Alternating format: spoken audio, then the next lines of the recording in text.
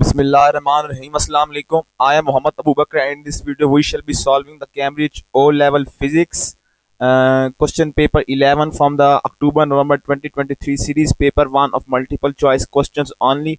So let's start our video. Question number 1 is, which description is of a scalar quantity? So what is a scalar quantity? That has a magnitude and a unit only. A scalar quantity does not needs a direction. So it has a direction, no, it has a direction, no, has a direction, no. So you're only left with D. It has a magnitude and unit only. Magnitude is the numerical strength, and unit is the quantity in which it is measured. So suppose unit is the kg, so D is the right option. Question number 20. Question number 2. Now the diagram shows a distance time graph for a car traveling in a straight line. In which region is the car decelerating? Now we know that slope of the distance time graphs gives us the speed, or you can say the velocity. Now during the part D, the slope is parallel parallel to the x-axis, so means that here the speed velocity is equal to 0, whereas during this portion B, the slope is a straight line, and it shows that speed is increasing. The speed is increasing. Similarly in A, it is also increasing, whereas in C you can see that after B, when during B the speed was increasing, and at D the body had stopped.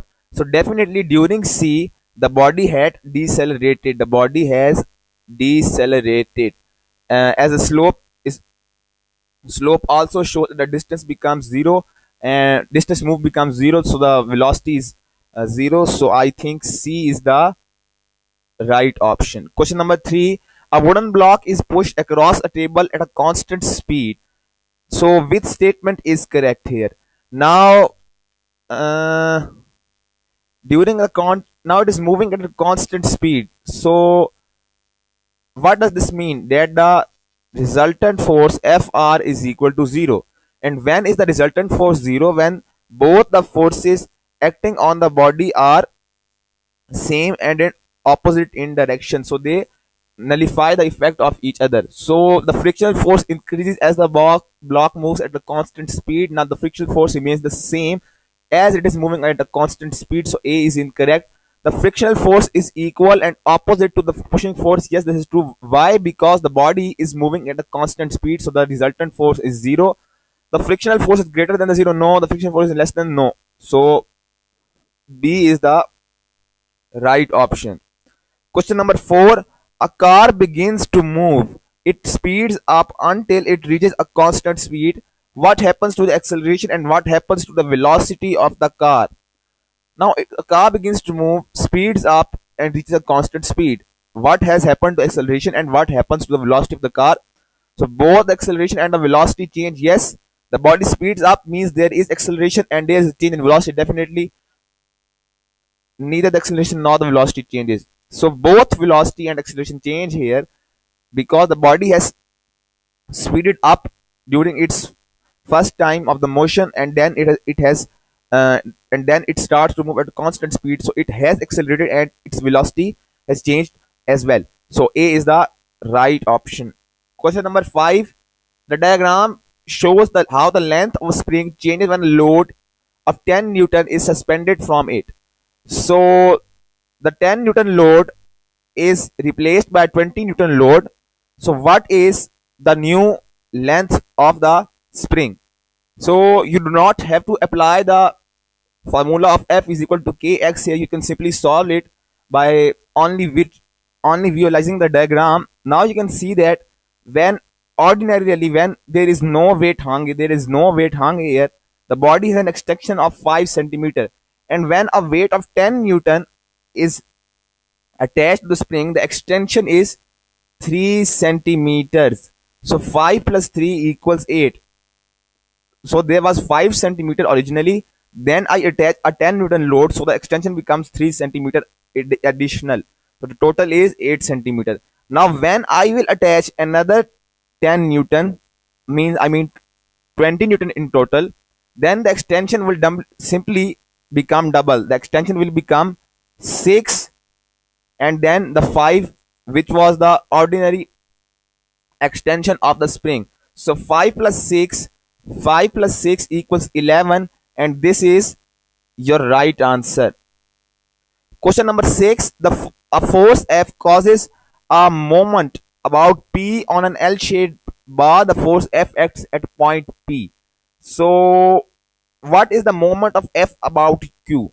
So this is the line of action of force.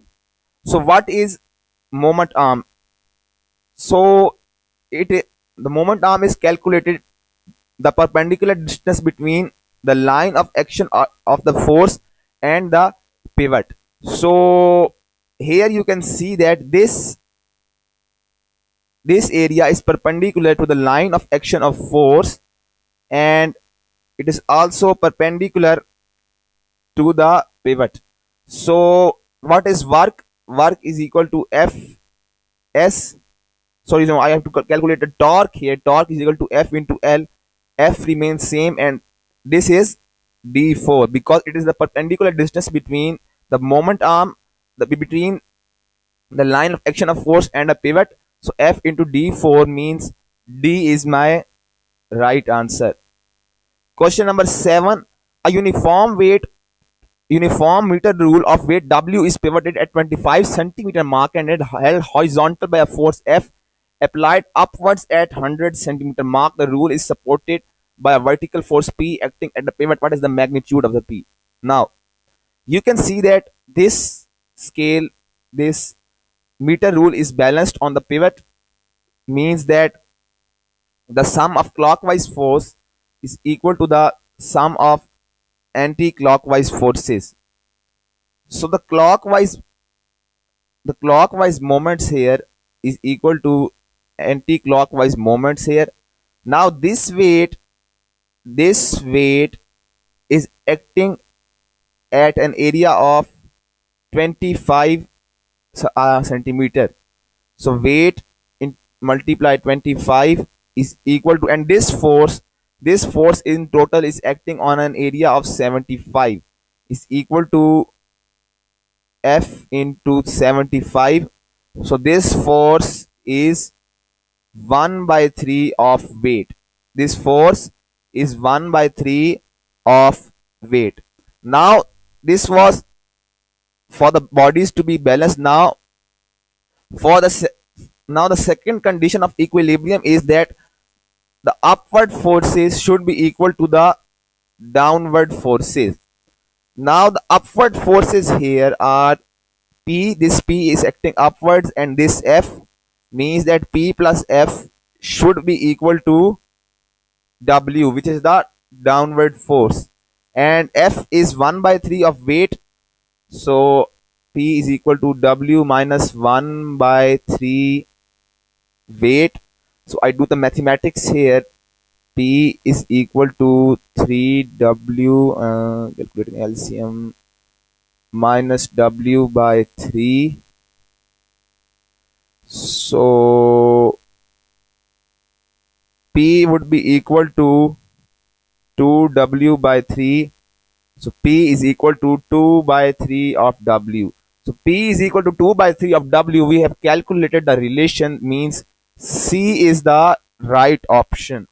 Question number 8. The diagram shows a stationary fairground ride with 4 chairs of equal mass. Which chair has the greatest gravitational potential energy?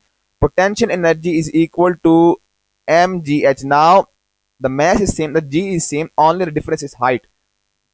Greater is the height, greater is the potential difference. A is at the greatest height, so it has the greatest potential energy. A is the right option. Question number 9. Hydroelectric and tidal power stations generate electricity. Do they use renewable source of energy? Both water and wind energy are renewable. They do not have any disadvantage, so D is the right option. Question number 10. Which energy resource is correctly described? So energy resource, biofuel is renewable. Yes, it is. And is it available at all times? Yes, it is available at all times. So I think A is right. Nuclear is not renewable. Solar is renewable. Wind is renewable. So A is the right option. Question number 11. A small motor has an input power rating of 10 watt and is switched on for 5 minutes. What is the electrical energy input to the motor in this time? So now for work I have formula work is equal to QV. For I have ITV. Q is equal to ITV. So I put the values here and mm, input power rating of the input power rating of, so Vi into T, Vi is equal to power and I multiply with this time which is 5 minutes, but I have to take it in seconds. 5 minutes is equal to 300 seconds. So P multiply 300, so simply 10 multiply 300 is equal to 3000 joules. So D is the right answer. Question number 12, a tricky one here. Two liquids X and Y are poured into different beakers of different sizes. Now, on the base of which beaker is the pressure greatest? Now, first of all, I will look at the pressure of the. I will look at the area on which the pressure is acting. You do not only have to take the uh, now the liquid and pressure is P is equal to rho gh, yes, but you also have to look for the area on which it is acting. In C the area is quite small, the area is most in D. No, first I compare both A and B because now so so the area of C is smallest, area of C is smallest, then area of A is then smallest, is at second number, area of B is then smallest, is at third number, and area of D is greatest. Now liquid X has a density of 1000 kg per meter cube and liquid Y has a density of 900 kg per meter cube. So greater is the density of a particular liquid, greater is the pressure exerted by the liquid. So means that X should have greater greater pressure, greater water pressure if it has the same area as of Y. So X has greater pressure on basis of density, but now I have to look on the area on which it is acting. Pressure is equal to force per unit area. So greater is the area, lower is the area, greater will be the force. The area is lowest in C and it is a liquid X. So means that C would have the greatest, C would have the greatest pressure. D would have the smallest pressure because it is a liquid D and it is acting on a large area, so it will have very low pressure. Then I will at the second position, the second greatest pressure would be in X because X and Y are supposed to have equal area, and then at the last would at third would come B. So C is the right option. You have to look on the area and on the density both. So C is the right option. Question number 13. A swimmer is at the bottom of a pool. The density of the water in the pool is 1000 kg per meter cube and the gravitational field strength is 9.8 per kg. Which expression gives the pressure exerted on the swimmer due to water? So pressure only due to the water. We do not have to take the atmospheric pressure into account. So water in liquid is equal to rho gh. So height is 5000 and the density as the pressure and 9.8 Pascal. Yes, Pascal is the unit of the pressure. So B is the right option. Question number 14. Now some gas is trapped in a large syringe. The atmospheric pressure is 100 kilopascal. The gas pressure is 200 kilopascal above atmospheric pressure. The piston moves outward and the volume of the gas doubles. The temperature remains constant. What is the new gas pressure? Now the atmospheric pressure should remain the same. The only variable is the gas pressure when the volume is when the volume is increased. By Boyle's law, I have P inversely proportional to V. So now the total pressure initial Pi is equal to the atmospheric pressure 100 plus the gas pressure which is 300. So now if I double the volume, then simply it will become half, and in this half 50 is of the atmospheric pressure. Sorry, 75 is of the atmospheric pressure and 75 is of the gas pressure. So B is the right option. But you do not have to take a look on the atmospheric and the pressure liquid. Simply you know the total pressure is 300. I double the volume, so it will become half. So 150. B is the right option. Question number 15. A graph of temperature against time is shown for a material being heated from its solid state. Which row describes what is happening at x and x, y, and z? Now you should definitely have memorized this graph for your CIEs. It comes many times in the papers. Now during this phase the body is heating. During x it melts. During this phase it gets even heater, and during z it starts to boil. This graph must be present in your book, so you can have a look on that as well. So during x it is melting, during y it is hot, becoming hot, and during z it is boiling. So D is the right option. Question number 16. A student on a camp expedition cools a sealed bottle of water which is at the same temperature as the surrounding air. So which method cools the water at the greatest rate? Now I wrap the bottle in an aluminum foil and place it in a shady place. Now if I wrap it in an aluminum foil, so the body will retain its heat, I have to cool it, so A is incorrect. Wrap the bottle in dry white paper and put it in a sunny place. Now in a sunny place it will get heat energy to become heated, so B is also incorrect. So either C or D is correct. Wrap the bottle in foam and put it in a breeze. Now I wrap it in foam or I wrap it in wet paper. So what's the difference here?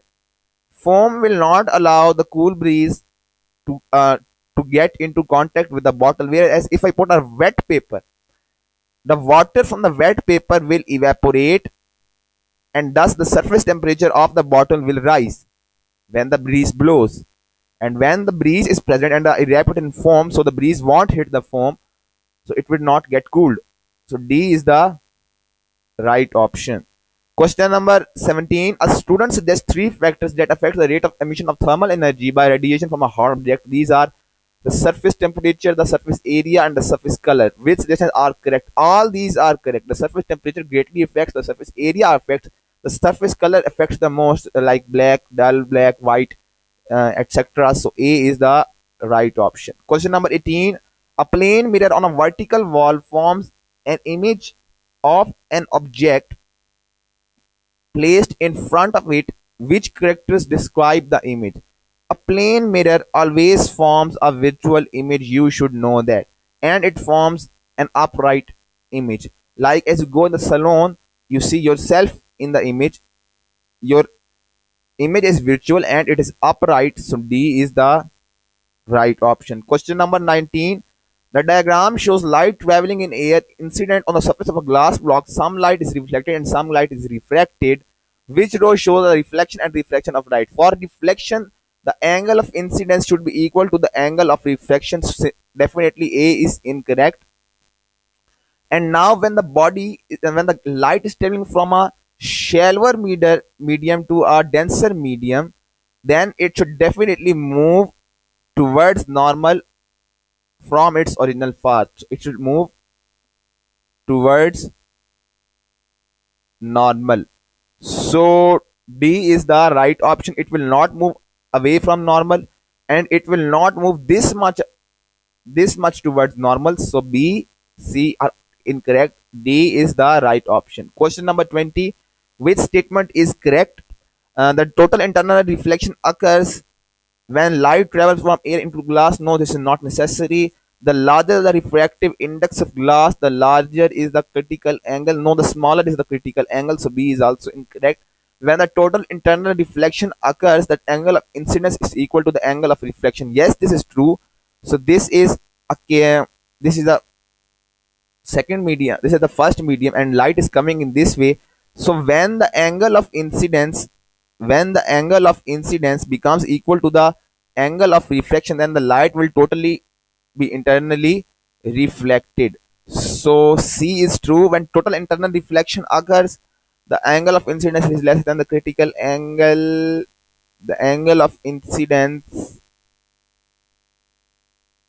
the angle of incidence is greater than the critical angle here. So C is the right option. Question number 21, a very easy one. Now an object is placed in front of a converging lens of focal length 4 cm. The height of the image is 6 cm. The arrangement is shown on the diagram scale.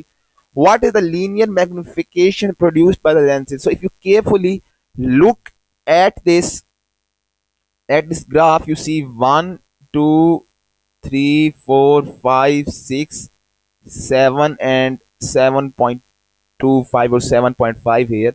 So the size of the object is 7.5 units of this graph, 7.5 units of this graph, and then you calculate on this hand side, right hand side, 1, 2, 3, 4, 5, 6, 7, 8, 9, 10, 11, 12, 13, 14, 15. So the size of the object is 7.5, and the size of the image is I think image is denoted by Q 15. So what is the magnification here? 7.5 multiplied 2. Magnification is height of image over height of object. The height of image is 15. The height of object is 7.5. So magnification is equal to 2.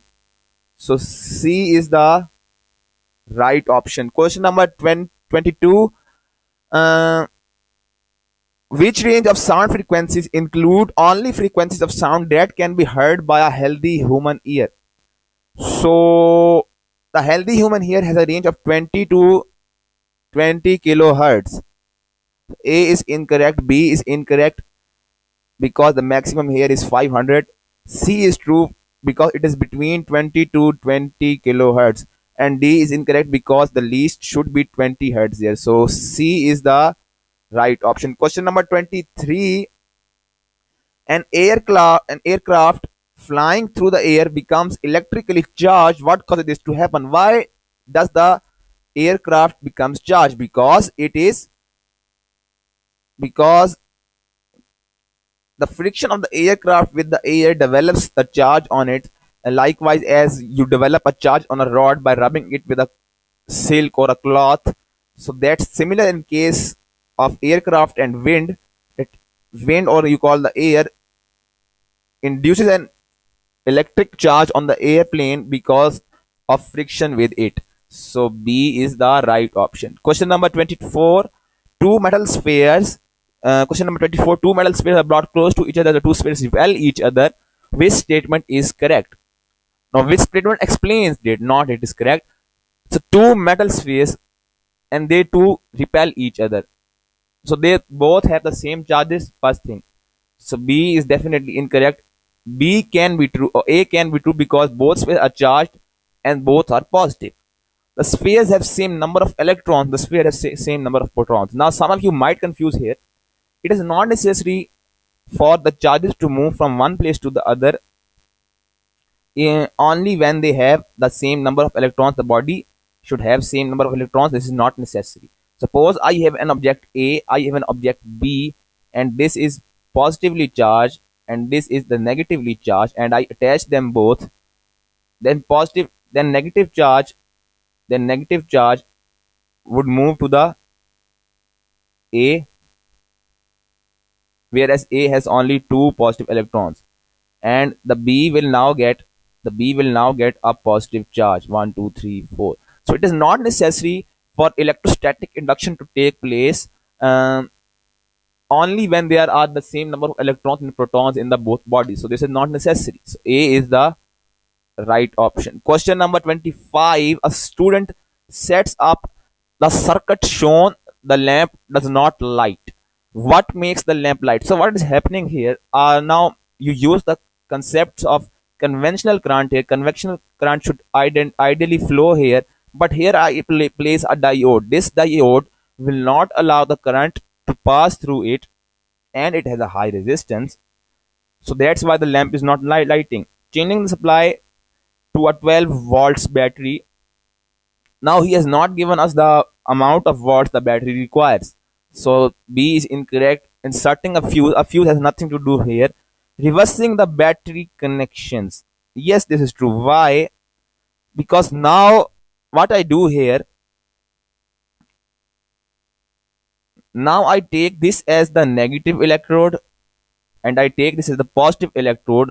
So the conventional current will pass here, and this will lamp up the bulb, and this diode will also allow the current to pass through it, and then the current will go on to move in a circular track, you can ask. So here, reversing the battery connections, I think is the best answer.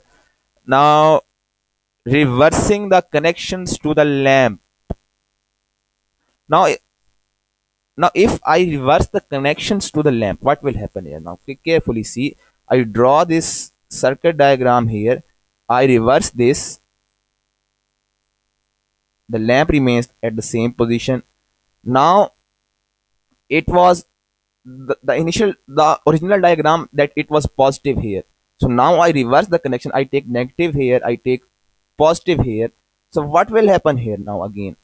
The current will start to flow, the conventional current would start to flow, but again the diode will not allow the current to pass through it. So this will not work again. So C is the right option. Question number 26. Circuits P and Q each contain two identical resistors, each of resistors R. What is the resistance of circuit P? What is the resistance of circuit Q? So this is a series circuit, so resistance is equal to R1 plus R2. So the resistance will be equal to 2R, circuit P. So in circuit Q, this is a parallel arrangement, so 1 by R equivalent is equal to 1 by R plus 1 by R. So you do the maths here. So resistance is equivalent is equal to resistance divided by 2. You can do the rest of the maths, so you will get the answer C. I know that in a parallel circuit, if I have two identical resistors, then the equivalent resistance becomes half of the original. So C is the right option. Question number 27. The current in an electric motor is 2 amperes. It transfers 20 joules of energy in 5 seconds. What is the potential difference? Potential difference across the motor. So work is equal to QV. Work is equal to IT into V. So work over IT is equal to, I get the potential difference V here. So 20 divided by 10 is equal to 2. So B is the right option. Question number 28. 3 students make comments about electrical appliances with double insulation. Student P says that appliances with double insulation do not need an earth wire. Yes, he is true, because the double insulation already have plastics around it, so they do not need an extra earth wire, because the plastic around it won't get heated here. So he is true. Double insulation protects the user of the appliance from an electric shock. So yes, he is true as well. The question student are, the circuits of appliances with double insulation do not contain fuses. No, it should contain fuses. Why would anyone want to get his wire, that too of double insulation, that he has purchased at high cost, to be malfunctioning, or to be malfunctioned, to start malfunctioning? So he will definitely use a fuse, and they already contain a fuse. Fuses have to be attached in all cases. So if a more than required current passes through the circuit, so the fuse breaks it and the wire does not get heated. Although the double insulation is there to protect the user, but the fuses are necessary still. So P and Q are only the right options. B is the right one. Question number 29. As magnet moves at a constant speed through a coil of wire, the coil is connected to an oscilloscope. So the experiment is changed and a new trace is produced. So which statement explains why the new trace is different from the original trace? Now if you see here, there was the negative current produced first of all and then the positive current. Now he has reversed the coil here, or he has reversed the poles of the magnet so that the positive current is induced first and the negative current is induced first. So the other pole of the magnet enters the coil first. So this is the most compelling, one of the compelling options here. So either A or C can be true, because now the current induced has now changed. But now if I check about now you see total the total wavelength of the coil of the total wavelength here. So it completes in about one and a half. This induction completes in a 1.5 units of this oscilloscope, and whereas in the second experiment it completes in about 2.5 units of this oscilloscope screen. What does this mean? That the coil is longer, so it takes a long amount of time to complete its one cycle. So B is the, oh sorry, A is the right option here. Question number 30. A bar magnet is dropped through a vertical solenoid that is connected to a sensitive ammeter. So a current is induced in the solenoid and the solenoid becomes an electromagnet. Which row describes the polarity of and Y of the solenoid and the force between the solenoid and the bar magnet when the bar magnet leaves the solenoid? Now, this is the bar magnet, the north pole here, and when it moves through the coil here, it moves to the coil, so there would be south pole here and north pole here. Now due to electromagnetic induction,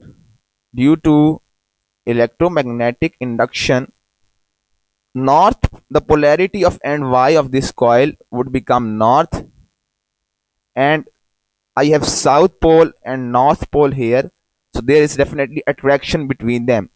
And this is the concepts given by the Lenz law, if you might have studied this. So the polarity of NY will become north because the south pole is now at this position, and the ammeter will get amount of current produced and electric current induced. So A is the right option. Question number 31, a very easy one. Which graph shows the output voltage against time for a simple AC generator? Simple AC generator, C is the right option because A shows the direct current, B shows the analog. I think the analog, but this is again incorrect. A simple AC generator. Highlight this, simple AC generator, and D is also incorrect. C is the best choice, and you will definitely have you will you you would have definitely seen this graph in your textbook. So C is the right option. Question number 32. A charger of a mobile phone uses a transformer which steps the voltage down from to 30 watts to 5 watts. The primary coil and the transformer is 2500 turns. How many turns are on the secondary coil? So they are in a ratio of ns over np is equal to vs over vp. So memorize this formula. I have to calculate the ns, so that will be vs, the secondary voltage here the output voltage is 5, the input is 230, and the primary coil are 2500. So you do the maths here, 2500 into 5 and I divide it by 230. So the answer is 54 point something. So B is the right option. Question number 33, again a very easy one. A commutator is connected to the coil of a DC motor. The commutator rotates and connects the supply to the connects the coil to the power supply. Once every half turn, the current in the coil reverses. Okay. So what is the name of the commutator and what is the orientation of the plane of the coil as the current reverses? So it is called the split ring commutator. In the plane of the coil when the current reverses. So a split ring commutator is used to reverse the direction of the current.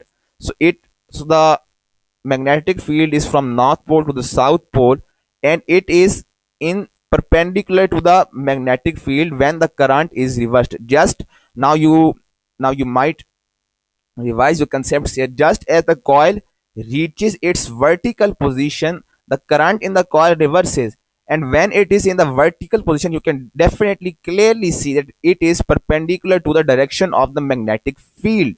So D is the right option. Question number 34. A girl makes a simple transformer to illuminate a low voltage lamp. The transformer is shown. What's the material of the rod and what is the type of the power supply?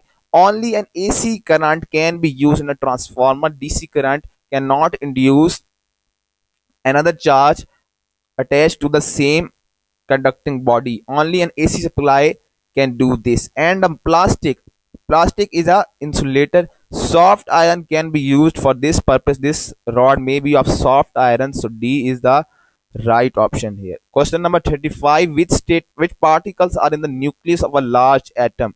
Inside the nucleus are the nucleons, the protons and the neutrons. You all know this. So C is the right answer. Question number 36. Alpha particles, beta particles are emitted during a radioactive decay. Which particle has the weaker ionizing effect and which has the weaker penetrating power? So for the ionizing effect, you have this. So the greatest ionizing power is of the alpha particles. Then you have the beta and then you have the gamma. And similarly, and the exact converse of this, the gamma have the greatest penetrating power, the beta has second most, and alpha has the lowest penetrating power due to its strong interacting ability. So beta here would work. uh, so weaker ionizing,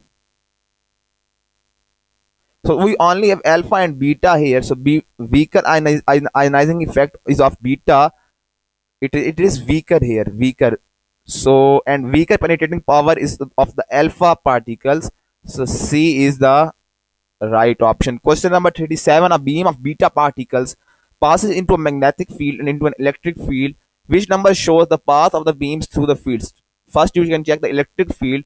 So beta particles are negatively charged. So the beta particles will move towards the positive end. So 6, both A and C are incorrect. Now for the magnetic field, you apply the Fleming's left hand rule. The magnetic field is from north pole to the south pole, and then you can do the Fleming's left hand rule here. You put the middle finger in the direction of the current, so then you will get to know that it should move upwards. But Fleming's left hand rule is for positive charges. It is for positive charges. For negatively charged particles or the electrons, the FLHR is reverse. So if it is moving in one direction according to you by using the FLHR, but they are electrons, so they should move in a exactly opposite direction. So they will move in 3. So D is the right option here, sir. Question number 38. The isotope radon 222 has a half-life of 3.8 days. Which statement about the sample containing 1 milligram of radon 222 is correct? So the sample is 1 milligram, the half-life is 3.8 days. After 1.9 days, there is 0.50 milligram of, no, there is 0.75 gram of radon left, so A is incorrect. After 3.8 days, there is 0.5 mg of radon 222 left, so he is right here. If I have 1 milligram, then after one half-life, it will become 0.50, so B is true. Its half-life is half that of a 2 mg sample. Its half-life is half that of a 2. No, its half-life is same as that of a 2 mg sample. There is no radon 222 left after 7.6 days, 3.8. No, there is 0.25 mg radon left after 7.6 days. So D is also incorrect. B is the right option. Question number 39. Now we have moved to the astronomy. What is the first stage in the life cycle of stars? Now you all know this. A star is first of all a cloud of a gas and a dust. So B is the right option. The last stage of it is a black hole. So B is the right option. Question number 40. What is the definition of redshift? So you should memorize about redshift. Redshift is the increase in observed wavelength of light from galaxies that are moving away from the Earth. So B is the right option. Uh, I'm not much. I do not have a great grip on the astronomy chapter as well, so I do not have proper concepts, but I know the right answers. First stage of life cycle is cloud and dust, and redshift is the increase in observed wavelength of the light from galaxies that are moving away from the Earth. That is increase in observed wavelength, not frequency. So B is the right option. So that's all for our today's video. Make sure to like and subscribe. Press the bell icon for upcoming videos and past papers. See you all in the next video. Goodbye. Allah Hafiz.